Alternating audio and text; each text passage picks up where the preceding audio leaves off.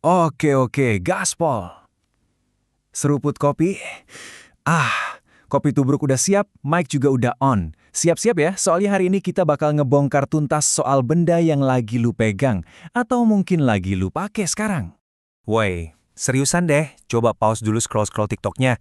Lu sadar nggak sih, bangun tidur yang pertama lu cek apa? HP kan? Nah itu komputer. Mau masak nasi pakai rice cooker digital? Itu komputer. Pesan ojol? Sistem yang nyariin driver buat lu? Itu komputer juga. Gila kan Bang Andre? Kita literally udah dikepung. Sabar dulu, Sa. Jangan heboh gitu. Ya emang bener. Tapi kebanyakan orang ya nggak sadar aja. Mereka mikirnya komputer itu ya cuma kotak hitam buat ngerjain tugas doang. Nah, biar pada ngerti nih, kita harus balik dulu ke masa lalu.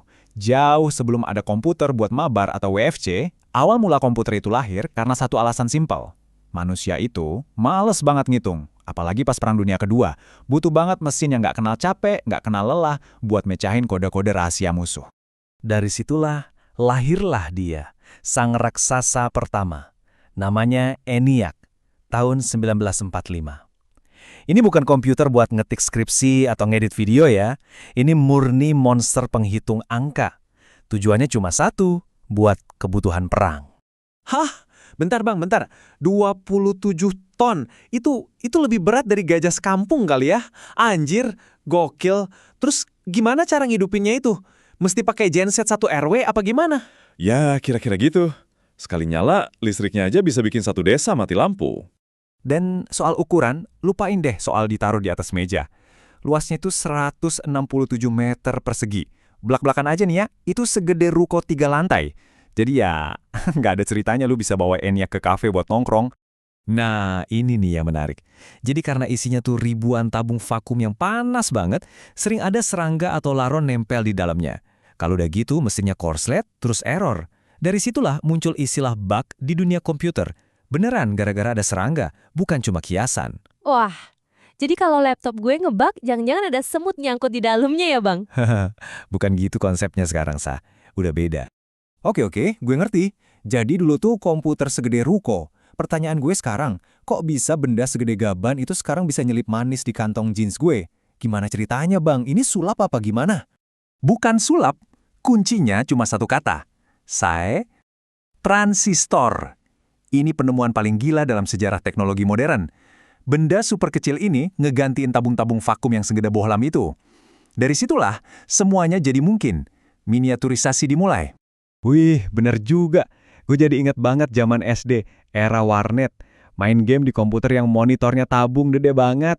Beratnya minta ampun kalau mau diangkat. Nah, itu dia era PC tabung. Dibandingin ENIAC, ya udah jauh lebih kecil. Tapi dibandingin sama sekarang, ya masih berasa bawa barbel. Evolusinya cepat banget. Dari era raksasa ke era kantong ajaib itu cuma butuh beberapa dekade aja. Biar lo kebayang ya, segila apa perkembangannya. Chip di HP lu sekarang, yang ukurannya cuma sekuku, itu kekuatannya jutaan kali lipat lebih canggih dari gabungan semua komputer yang dipakai NASA buat misi Apollo ke bulan. Jutaan kali, Sa! Makanya, sekarang lu bisa gampang aja ngedit video 4K sambil pesan kopi online. Dulu, itu fiksi ilmiah. Oke, cukup pelajaran sejarahnya. Sekarang kita bedah isinya. Biar lu nggak cuma jago pakai UI doang, tapi paham juga apa sih yang ada di dalam gadget mahal lu itu? Ada 3 elemen wajib yang nggak bisa dipisahin. Gue suka nyebutnya sistem Tritunggal. Gampangnya gini, ada raga, yaitu fisiknya, yang keras, yang bisa lu sentuh. Terus ada nyawa, yaitu software yang ngasih perintah. Dan yang paling penting, ada pilot, yaitu si pengendali. Tanpa salah satu dari 3 ini, komputer lu nggak lebih dari sekedar pajangan mahal. Pertama, hardware atau raga. Ini semua yang bisa lu sentuh, lu elus, atau ya lu banting pas lagi kalah main game. Ada CPU sebagai otaknya, RAM buat ingatan jangka pendek biar nggak lemot, sama storage buat nyimpen data-data lu. Secara objektif ya, mau AI lu secanggih apapun kalau hardware-nya kentang, ya udah, kelar. Nah, kalau software itu nyawanya ya bang, yang bikin si rongsokan besi mahal ini jadi hidup dan berguna gitu? Tepat. Tanpa software, HP lu itu cuma jadi ganjalan pintu.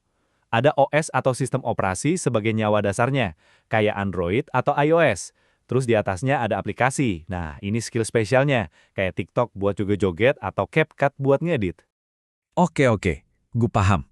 Jadi hardware itu badannya, software itu nyawanya. Tapi bang, gimana ceritanya kalau hardware-nya udah spek dewa? softwarenya paling update, tapi yang pakainya, kocak.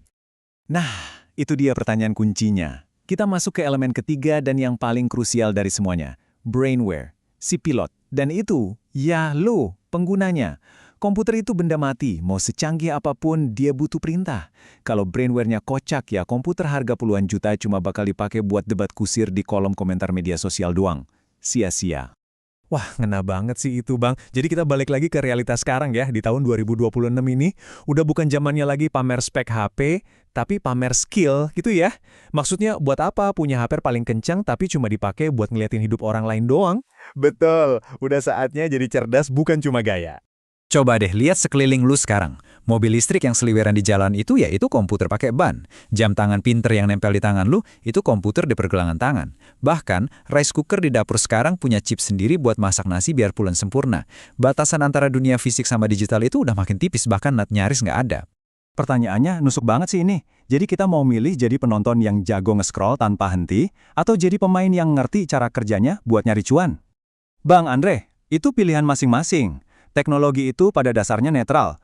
Pisau itu bisa buat motong buah, bisa juga buat hal yang nggak bener. Sama kayak komputer. Bisa bikin lu super produktif, bisa juga bikin lu makin males dan nggak kemana-mana. Jadi pesan intinya simple aja. Jangan cuma sibuk upgrade HP tiap tahun. Yang paling penting itu upgrade brainware lu, upgrade skill lu. Daripada cuma nonton video-video AI, coba deh belajar bikin prompt yang benar. Daripada cuma main game, coba iseng-iseng belajar dasar coding dari aplikasi gratisan. Alatnya udah canggih banget di tangan lu. Tinggal pilotnya mau bawa terbang kemana. Dan ingat ini baik-baik, komputer tercanggih, terhebat, dan paling powerful yang pernah ada di dunia ini, itu otak lu sendiri. Teknologi itu cuma alat bantu, cuma ekstensi buat memperluas kemampuannya. Jangan sampai malah lu yang jadi budaknya. Gokil, keren banget penutupnya, Bang. Jadi intinya, pahami mesinnya, biar bisa kuasai masa depannya. Jangan mau kalah sama algoritma, karena kita yang jadi pilotnya. Tepat sekali. Stay smart, gaspol terus. Gue cabut dulu. Sip, sampai jumpa di konten berikutnya ya guys. Jangan lupa, upgrade brainware.